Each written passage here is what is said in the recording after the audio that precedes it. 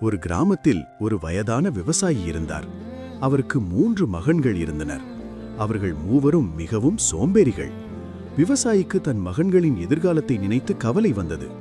தன் மகன்கள் உழைக்க வேண்டும் என்பதற்காக அவர் ஒரு காரியம் செய்தார். அவர் மகன்களை அழைத்து, நம் விளைநிலத்திற்கு அடியில் ஒரு புதையலை மறைத்து வைத்திருக்கிறேன். நான் மறைந்த பிறகு அதை தோண்டி எடுத்துக்கொள்ளுங்கள் என்று கூறினார்.